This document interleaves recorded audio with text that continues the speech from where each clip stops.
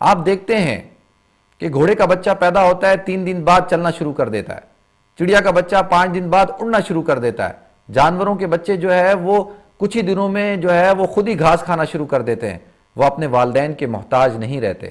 لیکن یہ انسان کا بچہ ایسا بچہ ہے کہ جو اپنی پیدائش سے لے کر 6 سال تک 7 سال تک جو ہے وہ اپنے ماں باپ کا محتاج رہتا ہے، کھانے میں، پینے میں، سونے میں، اٹھنے میں، نہانے میں، دھونے میں، کپڑے پہننے میں، کپڑے اتارنے میں، ہر چیز میں جو ہے اپنے والدین کا جو ہے وہ محتاج رہتا ہے، اپنی ماں کا محتاج رہتا ہے۔ ناظرین، جب میری اولاد ہوئی تو اس کے بعد پتہ چلا کہ والدین کتنی قربانی دیتے ہیں، کتنی خدمت کرتے ہیں کہ بچے رات کو بیمار ہو جاتے ہیں، پوری پوری رات ان کے لیے جاگتے ہیں، وہ پوٹیاں کرتے ہیں، ان کو دانت نکل رہے ہیں، بخار چڑھ گیا، ان کو جلاب لگ گئے، ان کی جو ہے وہ ناپیاں چینج کر کر کر بیچارے جو ہے ان کے ہاتھوں میں جو ہے وہ اسمیل پڑ جاتی ہے، لیکن ایک دفعہ بھی ان کی جو ہے جو آنکھیں اور ناک جو ہے وہ اپنے ناک کو جو ہے وہ بند نہیں کرتے بدبو کی وجہ سے۔ کبھی اپنے بچوں سے ان کی ٹانگوں میں پوٹیاں پخانہ لگا ہوتا ہے، لیکن کتنے محبت کے ساتھ دھوتے ہیں اس کو۔ لیکن جب یہی والدین بڑھاپے کو پہنچ جاتے ہیں تو ہم کیا کرتے ہیں؟ ناظرین، ہم جو ہے پھر ان سے ہمیں گھن آتی ہے، ہم کہتے ہیں ان کو نیپیاں، ان کو پیمپر پہناؤ، ان کے لیے جو ہے وہ نرس رکھو، یہ کیا ہے، ان کو کسی اولڈ پیپل ہوم میں بھیج دو، ان کو ہم سنبھال نہیں سکتے۔ 2 منٹ کے لیے اگر ہم اپنے بچپنے کو سوچیں تو اللہ فرماتے ہیں، اللہ نے 8 حقوق اس آیت کے اندر والدین کے بیان کیے۔ وَلَا تَقُلْ لَهُمَا اف، ان کو اف نہ کہو، وَلَا تَنْهَرْهُمَا، اور ان کو جھڑکو مت، وَقُلْ لَهُمَا قَوْلًا كَرِيمًا، اور جب بھی ان سے بات کرو میٹھے انداز میں بات کرو، سافٹلی ان سے بات کرو۔ آج بیٹا باپ سے پوچھتا ہے کہ تم کہاں سے آئے تھے، بیٹی ماں اپنی بیٹی سے پوچھتی ہے تم رات کو کدھر گئی تھی، لیٹ کیوں آئی تھی، تو وہ آگے سے اتنی غلیظ گالیاں اور اتنے غصے سے جواب دیتے ہیں کہ جی آپ کون ہوتے ہو ہم سے پوچھنے والے، آپ کو کیا پڑی ہے۔ وَقُلْ لَهُمَا قَوْلًا كَرِيمًا، کہ ان کے ساتھ ہمیشہ میٹھے انداز میں بات کرو۔ پھر وَاخْفِضْ لَهُمَا جَنَاحَ الذُّلِّ مِنَ الرَّحْمَةِ، اور جب وہ بڑھاپے کو پہنچ جائیں تو اپنا بچپنا یاد کرو، کس طریقے سے تمہیں اپنی پیٹھ کے اوپر، تمہیں اپنے کندھوں کے اوپر، تمہیں اپنی گودوں کے اوپر انہوں نے پالا، بڑا کیا، اور تمہیں پیار کر کر کے، محبت کر کر کے تمہیں شفقت کے ساتھ جوان کیا۔ اور اللہ کہتے ہیں جب یہ بڑھاپے کو پہنچ جائیں، اگر ان کو کوئی ایسا وقت آ جائے کہ یہ معذور ہو جائیں، یہ چل پھر نہ سکیں، وَاخْفِضْ لَهُمَا جَنَاحَ الذُّلِّ، تو اپنے کندھے کو ان کے لیے بچھا دو، اپنے کندھے کو جو ہے ان کے سامنے پیش کر دو۔ اللہ کے رسول صلی اللہ علیہ وسلم فرماتے ہیں کہ طواف ہو رہا تھا، ایک شخص اپنی بوڑھی والدہ کو اپنے کندھے میں بٹھا کر جو ہے وہ طواف کر رہا تھا اور دعا مانگ رہا تھا، اور کہہ رہا تھا اشعار کے اندر، اے اللہ یہ وہی میری ماں ہے کہ آج سے کچھ سال پہلے جب میں چھوٹا تھا تو یہ مجھے اپنی گود میں اٹھا کر طواف کیا کرتی تھی، یہ مجھے میری ہر ضرورت کو پورا کرتی تھی، آج یہ وہی میری بوڑھی ماں ہے کہ آج اس کو میں نے اپنی گود میں اٹھایا ہوا ہے۔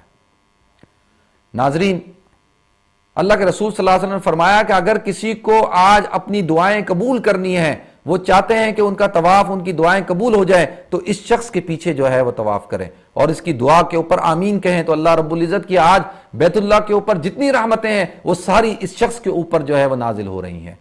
ہم میں سے کتنے لوگ ایسے ہیں جو اپنے والدین کو صرف حج پہ اس لیے نہیں لے کے جاتے کہ جی وہ ضعیف ہیں، وہ بوڑھے ہیں، وہ بیمار ہیں، ان کو کون سنبھالے گا، ان کا بوجھ کون اٹھائے گا۔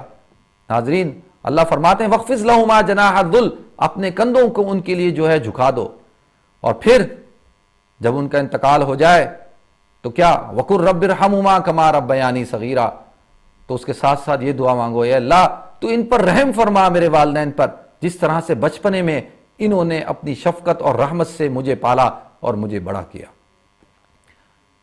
آپ نے حضرت اویس کرنی رضی اللہ تعالیٰ عنہ کا واقعہ سنا ہوگا، یہ وہ صحابی ہیں جو اللہ کے رسول صلی اللہ علیہ وسلم سے ملنا چاہتے تھے، ایمان لائے، اللہ کے رسول کے دربار میں یہ درخواست پیش کی کہ میری والدہ ضعیف ہیں، بوڑھی ہیں، میں ان کی خدمت کر رہا ہوں، تو دل تو چاہتا ہے کہ میں آپ کی زیارت کے لیے تشریف لاؤں، لیکن میری والدہ ہیں۔ اللہ کے رسول نے کیا فرمایا؟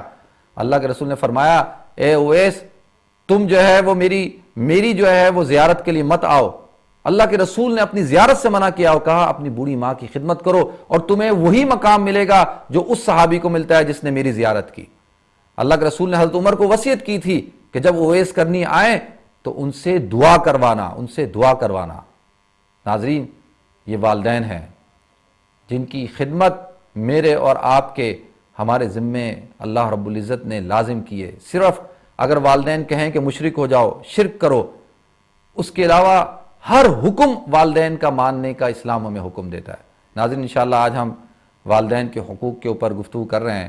انشاءاللہ وقفے کے بعد جو ہے وہ آپ سے دوبارہ گفتگو ہوگی انشاءاللہ.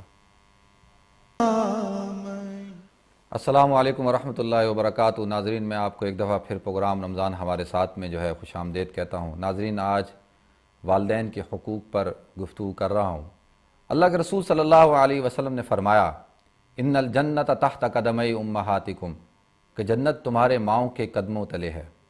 قرآن کہتا ہے کہ جو ماں ہے وہ وضعتہ قرہ وحملہ وفصالہ 30 شہرا، کہ یہ جو تمہاری جو ماں ہے یہ تمہیں 9 مہینے تک تمہارے بوجھ کو اپنے پیٹ میں اٹھاتی ہے. 9 مہینے تک آپ کو ہم کو اپنے پیٹ کے بوجھ میں اٹھاتی ہے. ووضعتہ قرہ، اور پھر جب وہ ڈیلیوری کرتی ہے تو انتہائی تکلیف کی حالت میں کرتی ہے. ووضعتہ قرہ وحملہ وفصالہ 30 شہرا، قرآن کہتا ہے کہ اس کا حمل 9 مہینے وہ اور 2 سال تقریباً جو ہے وہ دودھ پلانے کی عمر 30، وحملہ وفصالہ 30 شہرا، 30 مہینے تک وہ تجھے برداشت کرتی ہے. اے انسان، وہ تیری ہر ضرورت کو پورا کرتی ہے. اسی لیے اللہ فرماتا ہے کہ جنت کہاں ڈھونڈتے ہو؟ اگر تم لیلۃ القدر تمہیں مل جائے، ساری رات مسجد کے اندر بیٹھ کر عبادت کرو، لیکن تمہاری ماں تمہارا باپ تم سے ناراض ہے، تو اللہ کہتے ہیں ایسے شخص کی لیلۃ القدر کی عبادت بھی قبول نہیں ہے. ان الجنت تحت قدمی امہاتکم، کہ جنت تو تمہارے ماؤں کے قدموں تلے ہے.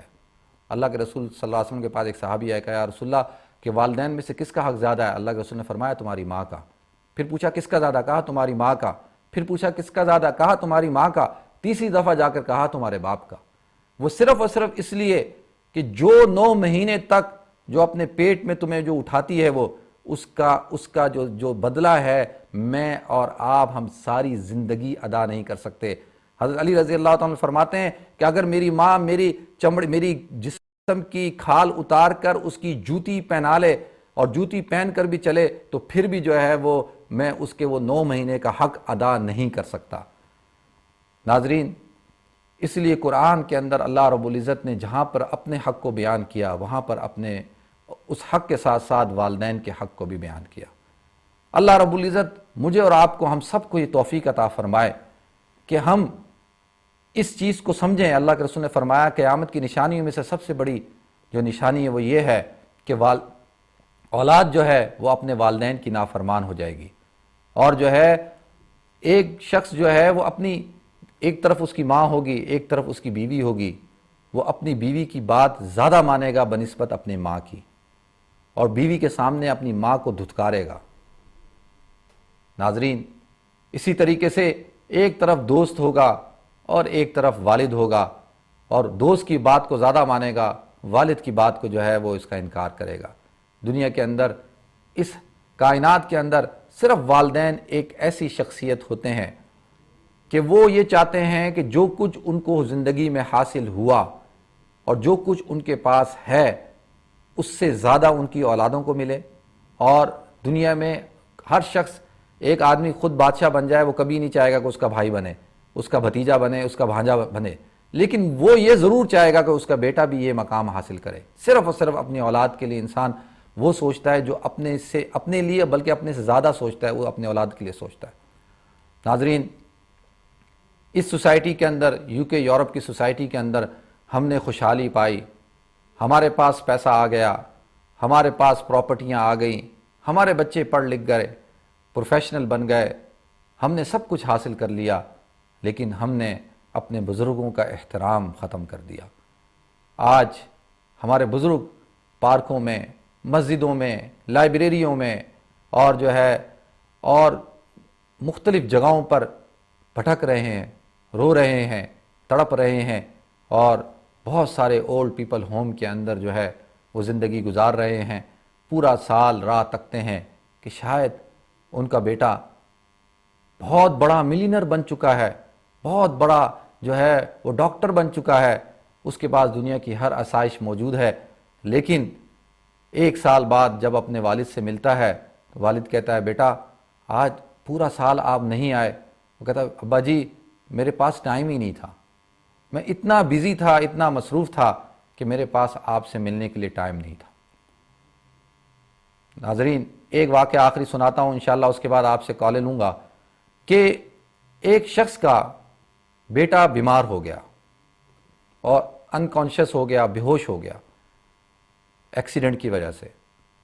تو اس کا والد جو تھا وہ روزانہ صبح آتا ہاسپٹل میں, سارا دن اس کے ساتھ رہتا, اس کی ناپیاں صاف کرتا, اس کو سوپ پلاتا, اس کا خیال رکھتا, جوان بیٹے کا, بوڑھا باپ.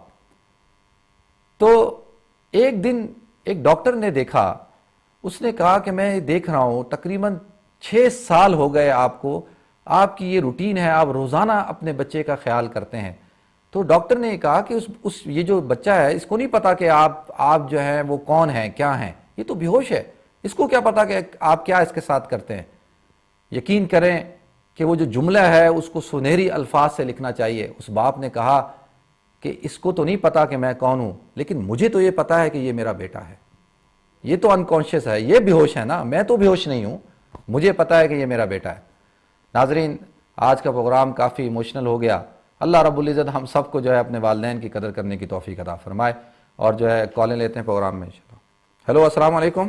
ہیلو السلام علیکم. وعلیکم السلام ورحمۃ اللہ. بھائی جان مجھے یہ پوچھنا ہے کہ باقیات الصالحات کی ذرا آپ تشریح کریں کہ باقیات الصالحات کون سی مطلب چیزیں ہیں جو اس میں زمرے میں آتی ہیں. سورہ کہف میں ہے نا والباقیات الصالحات خیر عند ربک ثوابا وخیر عملا. جی تو آپ بتائیں گے کیا کیا چیزیں ہوتی ہیں باقیات الصالحات کے لیے جس کو لیے آخرت میں اچھی امید رکھ سکتے ہیں.